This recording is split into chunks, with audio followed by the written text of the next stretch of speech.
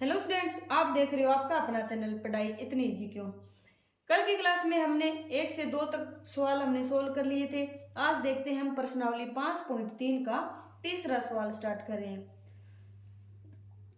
है क्या तीसरा सवाल, एक एपी में क्या दे रखा है। पहला पार्ट क्या है, a बराबर 5, d बराबर 3 और a n बराबर 50 दिया है।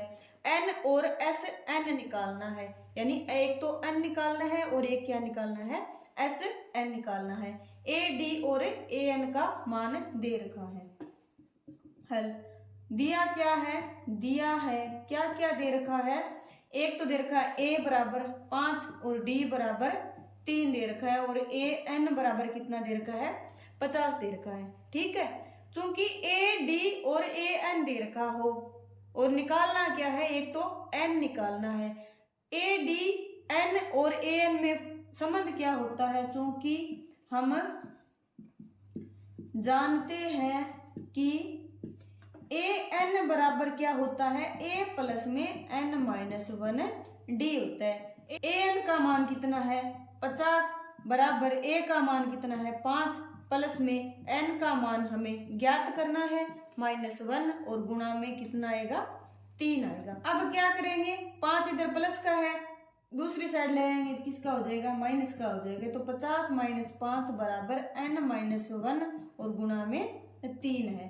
50 में से 5 को माइनस किया कितना आया, 45 आया और n माइनस 1 और गुणा में 3 आ गया। अब n माइनस 1 के गुणा में 3 है, दूसरी साइड लेके जाएंगे तो क्या आ जाएगा, भाग में 3 आ जाएगा और n माइनस 1 को इधर साइड रख लेते हैं। ठीक है, तो 45 तो है ही है, भाग में किसका लगेगा, 3 का भाग लगेगा। 45 में 3 का भाग दिया यानी 15 दिए 45, तो n बराबर कितना आ जाएगा 15। ये माइनस का 1 है, इधर जाएगा प्लस का 1, तो n बराबर कितना हो जाएगा 15 और 1 16 हो जाएगा। ठीक है, यानी n का मान तो क्या आ गया 16, 1 का तो अपना 16 हो गया। अब एस एन निकालते हैं, चूंकि एस एन बराबर होता क्या है n/2 a प्लस में a n होता है, या फिर n/2 दूसरा फॉर्मूला क्या होता है, एस एन बराबर n/2 2a प्लस में n माइनस 1 d होता है। अब ये और ये फॉर्मूला दोनों सेम ही है। कैसे है, n/2 2a को क्या लिख सकते हैं, a प्लस में a लिख सकते हैं प्लस में n माइनस 1 d, तो ये है। अब a plus n minus 1 d क्या होता है, a plus n minus 1 d क्या होता है, a n होता है, यानी n/2 a तो ये हो गया और इतने का मान क्या हो गया, a n हो गया। ठीक है, ये और फॉर्मूला ये बन गया। अब n/2 n का मान कितना है 16/2, a का मान 5 और a n का मान है 50। अब 16 में 2 का भाग देंगे 8, 50 और 5 कितने हो गए 55 हो गए। अब 55 को 8 से गुणा करो, 55 को 8 से, 8 5 40 ऐसे लगी 4, 8 5 40 और 4 44, कितना आया 440 आ गया। एस एन का मान 440 आ गया, एन का मान 16 आ गया। तीसरे सवाल का दूसरा सवाल क्या है, a बराबर कितना दे रखा है 7 और a 13 बराबर कितना दे रखा है 35 और d और s 13 का मान ज्ञात करना है। a 13 यानी 13वां पद क्या है 35 है, यानी n का मान कितना दे रखा है 13 दे रखा है। क्योंकि दिया क्या है, दिया है a बराबर तो कितना है 7, n बराबर कितना दे रखा है यहाँ पर, यानी जो 13वां पद है उसका मान कितना है 35, यानी n का मान कितना दे रखा है 13 और a n का मान कितना दे रखा है 35 दे रखा है। ठीक है, निकालना क्या है, d और s 13 निकालना है। अब d को कैसे निकालेंगे, d को निकालने के लिए चूंकि a n बराबर क्या होता है a प्लस में n माइनस 1 d होता है। ठीक है, d का मान ज्ञात करने के लिए क्या करेंगे, a n और a n का मान पुट कर देंगे। यहाँ पर a n का मान 35 बराबर a का मान 7 प्लस में n का मान 13 माइनस 1 और गुणा में d है। अब 35 में से 7 को क्या होगा माइनस करना पड़ेगा, 35 माइनस 7 बराबर कितना आएगा 12 और गुणा में d है। 35 में से 7 को माइनस करें कितना आएगा 28 बराबर 12 गुणा में डी। अब डी का मान कितना आएगा, ये गुणा में है, दूसरी साइड जाएगा, किसमें आएगा, भाग में, 28/12। अब दोनों में क्या लग रहा है, भाग किसका लग रहा है, 4 का भाग लग रहा है, यानी 4 7 28 और 4 3 12, तो डी का मान कितना आ गया, 7/3 आ गया। अब डी का मान तो 7/3 आ गया। ओके, अब S13 निकालना है हमें। S13 का फॉर्मूला यानी Sn का फॉर्मूला क्या होता है, n/2 और a प्लस में an होता है Sn यानी S13 का मान रखेंगे तो 13/2, a का मान 7 प्लस में 35 an का मान हो गया। 35 और 7 कितने हुए, 42 हो गए। अब 42 में 2 का भाग लगेगा, 21 आ जाएगा, और 13 और 21 का गुणा कितना होगा, 13 एकम 13, 13 दूए 26, कितना हुआ, 3 6 और 1 7 और 2 कितना आया, 273 आया, और 13 पदों का योग आ गया। एक तो 273 आ गया 13 पदों का योग, और डी का मान कितना आ गया, 7/3 आ गया। तीसरा सवाल अपना, a 12 बराबर दे रखा है 37, d बराबर 3 दे रखा है, और a और s 12 का मान है ज्ञात करना है। क्योंकि दिया क्या है, दिया है a 12 बराबर तो कितना दे रखा है, 37 दे रखा है, और d बराबर कितना दे रखा है, 3। अब देखो 12वें पद का मान हमें 37 दे रखा है, तो n बराबर यानी पदों की संख्या कितनी हो जाएगी, 12 हो जाएगी। अब an d और sn n का फॉर्मूला संबंध क्या होता है, क्योंकि a n बराबर क्या होता है, a प्लस में n-1 d होता है। अब a n का मान कितना दे रखा है, 37 दे रखा है, यानी 12वें पद का मान हमें 37 दे रखा है, बराबर a का मान हमें ज्ञात करना है, प्लस में n का मान 12 - 1 और गुणा में 3 आ गया। 37 प्लस बराबर a प्लस में 12 में से 1 को माइनस किया, 11 गुणा में 3, 37 बराबर a प्लस में 33 आ गया। तो a बराबर कितना हो जाएगा, ये 33 है, दूसरी साइड में आएगा तो 37 के माइनस में लग जाएगा, तो a बराबर कितना आ गया, 4 आ गया, यानी a का मान 4 आ गया। अब s 12 का मान निकालेंगे, क्योंकि Sn होता क्या है, n/2 a प्लस में an होता है।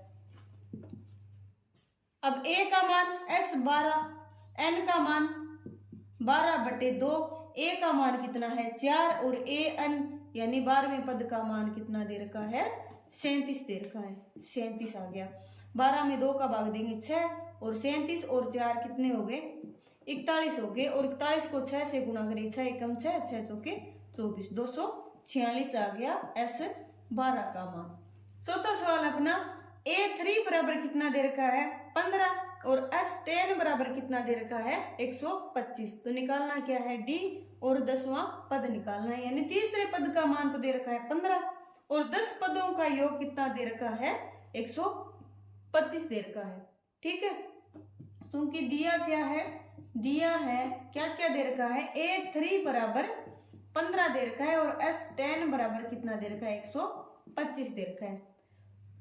हम क्या जानते हैं कि a3 बराबर क्या होगा, a3 बराबर कितना होता है, a प्लस में 2d होता है। यहाँ पर हमें न तो a का पता है और ना ही d का पता है। ठीक है, यानी a3 बराबर कितना होता है, 2d, तो a प्लस 2d बराबर कितना आ गया, a प्लस में 2d बराबर कितना आ गया, 15 आ गया, ये अपना मान आ गया। ठीक है, और S10 बराबर यानी Sn बराबर क्या होता है, n/2 2a प्लस में n-1 d होता है।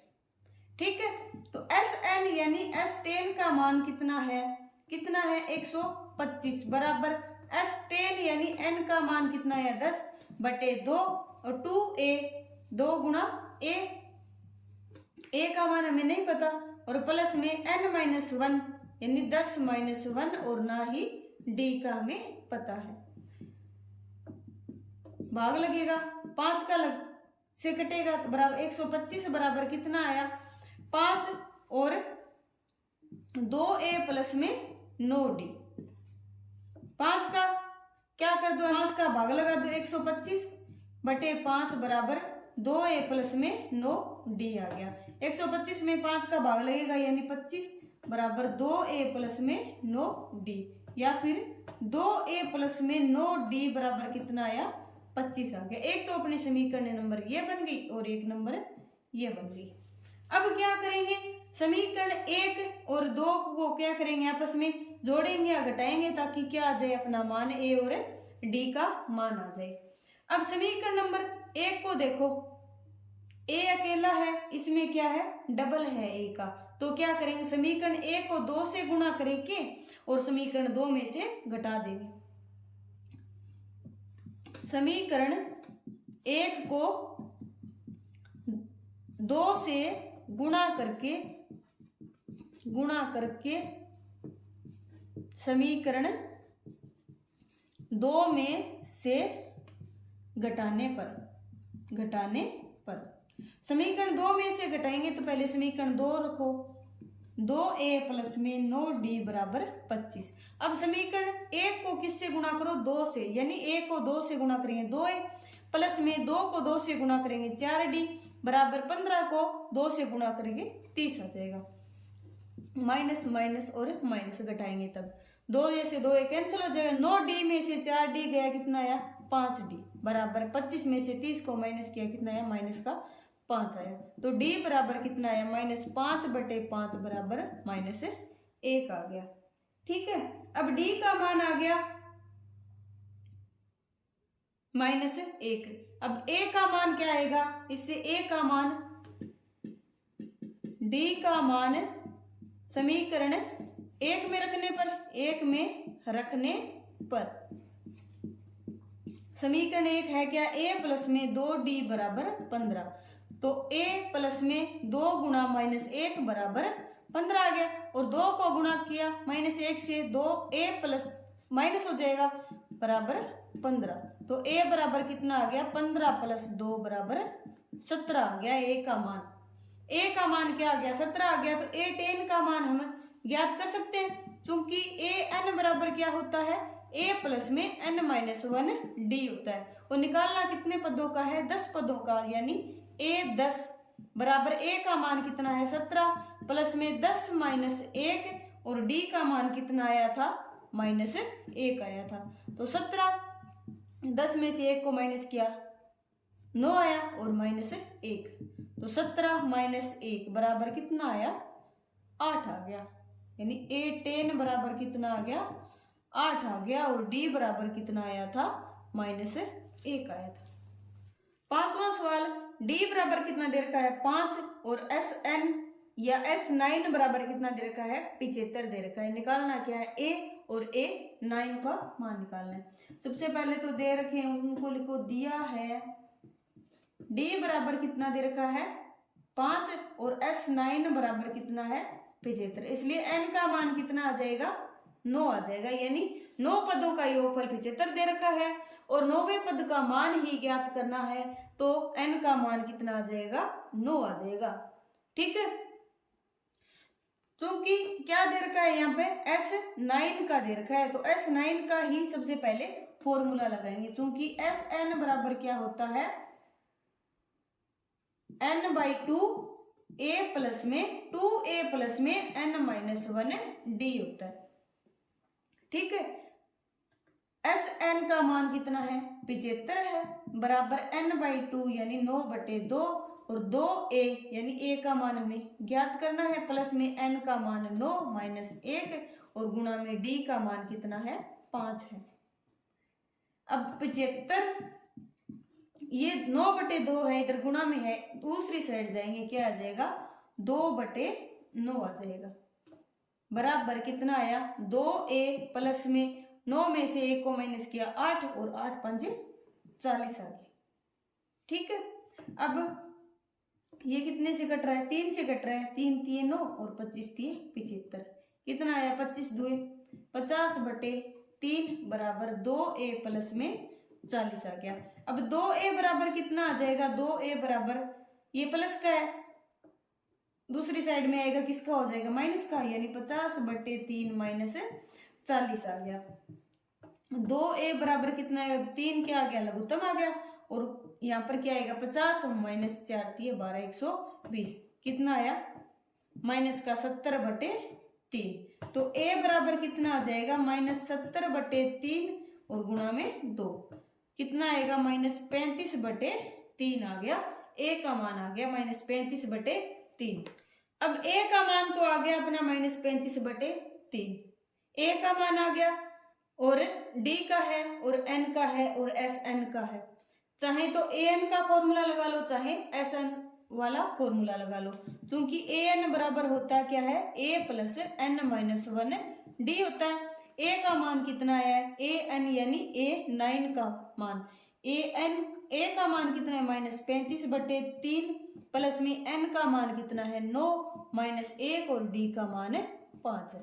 -35/3 प्लस में 9 में से 1 माइनस किया 8 8 5 40 एलसीएम आएगा 3 -35 प्लस में 4×3 = 12 120 कितना आया 85/3 और वो भी प्लस का आया।